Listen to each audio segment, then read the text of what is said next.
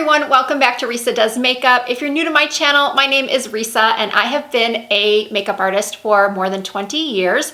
I am also 46 years old. Now, I don't normally start my videos off by saying that, but I thought for this particular video, it was important to mention that. Now, as you saw from the title, I'm going to be talking about the new Tati Beauty Textured Neutrals Volume 1. If you're a regular viewer of my videos, you already know that I do not believe in rules when it comes to makeup. I always say that you should wear what you feel the prettiest and most confident in, whether it's makeup or clothing. Don't let anyone ever tell you what you can and cannot wear because of your age. If it makes you feel good and you love it, then by all means, wear it. The majority of my audience is age 35 and up. And if you are anything like me, you looked at this palette and thought to yourself, I just don't know if I'm going to be using any of those glitters. As I stated, there's nothing wrong with someone being 50, 60, 70, whatever age you are and you want to wear glitter. There's absolutely nothing wrong with that. By all means, if you are drawn to this palette and it's just everything you've ever dreamed of, then you've probably already purchased it. But if you are in that older demographic, you might be questioning whether or not this palette is worth it for you. So I'm going to try to answer that for you today. In addition to going over the pros and cons of the palette, I'm also going to be showing you a quick day to night tutorial. That was requested by a lot of my followers on Instagram when I asked you how you wanted me to present this palette. Most people said no swatches because everybody and their mother has been doing swatches, and they said just please do a day to night tutorial and give us your overall thoughts. So that's what I'm doing today. So I'm going to begin with my ordering experience and the packaging. My ordering experience was very, very smooth. It launched at 10 a.m. Pacific time on Friday, I want to say it was the 25th. So I ordered within the first 3 minutes of the palette going live on the Tati Beauty website. I received an order confirmation within maybe an hour, and my palette arrived on Tuesday. So I'm filming this video on Saturday, November 2nd. So I have had it several days. I've played with it each day, Tuesday, Wednesday, Thursday, Friday, and then again today to do this look right here. So the packaging. The packaging is really, really high quality. It's a very heavy palette. It's not crazy heavy or anything, but there's a really nice weight to it. Unfortunately, this is the kind of packaging that's going to get quite dirty very quickly with fingerprints, and I've got some scratches already on it.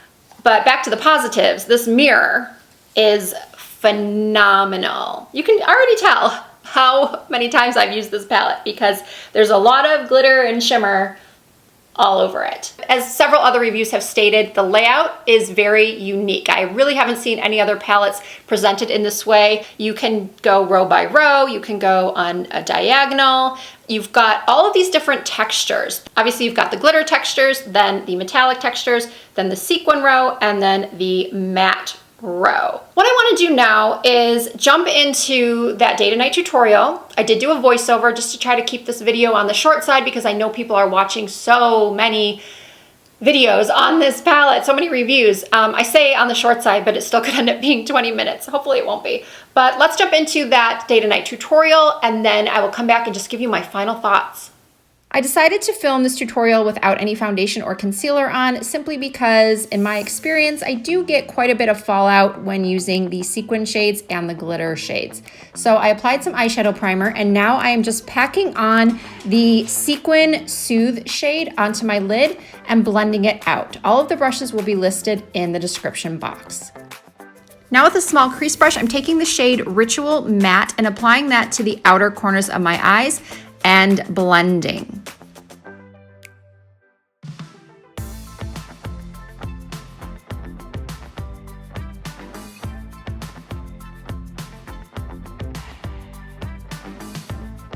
So I have to say I was a little bit disappointed when I tried to use this matte Ritual as eyeliner. It just wouldn't come out very pigmented for me the way other dark brown eyeshadows do. I don't know if it was the brush, but I had to keep going back into the eyeshadow to build up the intensity. Now with the flat shader brush, I'm taking the Soothe Matte shade and applying that directly onto my lid trying not to cover too much of the dark brown on the outer corner. And now with a small pencil brush, I'm applying Ritual to my lower lash lines. It went on a lot more pigmented, as you can see, along my lower lash lines. I'm honestly not sure why I had so much trouble lining my upper lids with this shade. And then finally, I'm taking the Matte Aura shade and applying that under my brow bone using a flat shader brush. And then I just curled my lashes, applied some mascara. And that completes this very easy, natural, everyday, daytime look.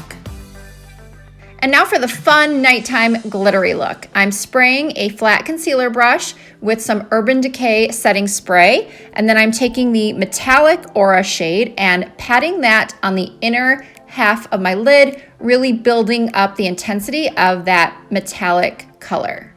Now I'm taking my finger and using the metallic shade from the Ritual row, and I'm patting that on in between the Metallic Aura and the Matte Ritual. And now I'm using another small crease brush and applying the Matte Poet shade to the outer corners, right over where I had originally applied the Matte Ritual.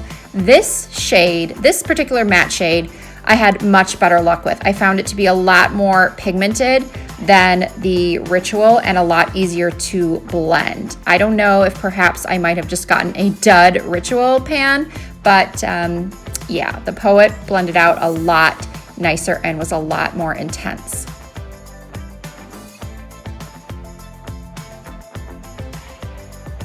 And next I went over the brown liner with a little black using the Matte Memory shade.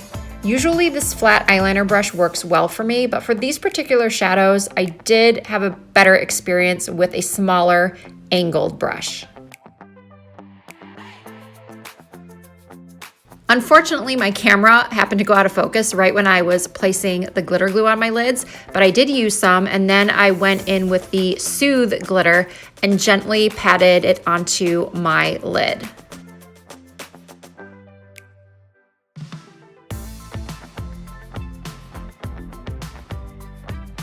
And then of course I went and put on the rest of my makeup, added some false lashes, and here is the completed look. Now, is the palette worth it? If you love glitter, this is a no-brainer. The glitters are stunning. You can create a stunning look with them.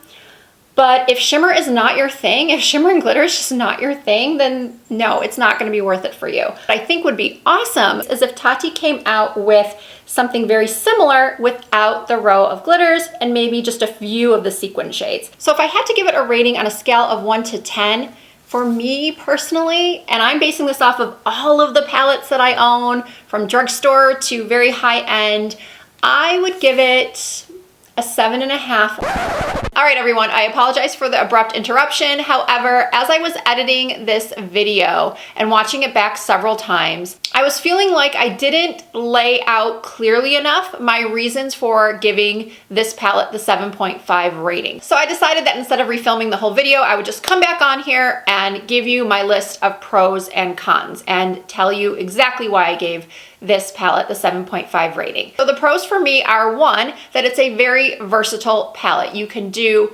day and night looks. You can do soft, like I showed you in the tutorial, or you can go full on glam, as I know most of you have seen in many tutorials. The other pro is that I did find the shadows to be very long wearing. I always use an eyeshadow primer no matter what palette I use because I have very oily lids, and it's just something I've been doing for years. So while I can't speak to how well they stay on without an eyeshadow primer, I can tell you that they were very long wearing with the eyeshadow primer that I used. And I used a couple of different ones, the NARS Pro Prime, the Lorac Behind the Scenes, and the Milani eyeshadow base. So the shadows worked beautifully and lasted all day on top of those primers. The other pro is, of course, the quality of the eyeshadows. Yes, I had some issues with some of the shades that I'm gonna get to when I talk about the cons, but overall, my experience with the quality of the shadows is that they are very good. There is really nice pigment to them. They are blendable, and as I mentioned, long wearing. And this palette really gives you the opportunity to play with different textures. Maybe you've never tried a metallic eyeshadow before, or maybe you want to try something sparkly, but you just want something that has a little bit of sparkle. So the sequin shades are perfect for that. Now the cons, and the reason why I knocked off some points and didn't give this palette a 10, were for me, based on my experience and based on what I know of the majority of my audience and demographic, are one, there are just too many glitters. I personally do use and love glitters, but as I mentioned earlier, I think that maybe 2 or 3 glitters would have been sufficient. And also, even though fallout is very, very common when it comes to pressed glitters, I just got a little bit annoyed with having to continually wipe glitter flecks off my face. And the other con was that I do not have good luck with the matte ritual and also the matte memory. At this point, after watching so many reviews, I am seriously convinced that maybe I just got bad pans of ritual matte and memory matte, because I simply cannot get a ton of pigment from either of these 2 shades. And when I do go to blend them out, it wasn't that they were difficult to blend, it was that they blended away. And I kept having to go back and pack on. To get this level of brown, of smokiness on the outer corner, I really had to keep going back, and then I would blend and it would disappear, and then I would go back. I've got palettes that have dark browns and dark blacks from Lorac, from Anastasia Beverly Hills, and I don't have that problem. If you've been having an issue with those 2, please let me know, because I really feel like the odd man out here. But I still think it's a beautiful palette and that most of you will love it. It's pretty simple. If you don't love glitter and shimmer, as I said, I think already earlier in the video, this is not the palette for you. Do not spend $48 on it. If you love glitter, you do wear shimmers and metallics, and you want to experiment with textures, in that case, it's really definitely worth the $48. So I think I'm going to end it here. Thank you guys so much for watching. If you did enjoy the video, I really appreciate you giving it a like. If you're not already subscribed to my channel, I would also love it if you would hit that subscribe button and become part of the Risa Does Makeup family. I'd love to have you. You can also find me on Instagram and Facebook and Twitter under the same username, Risa Does Makeup. Once more, thank you so much for watching, and I look forward to seeing you again very soon.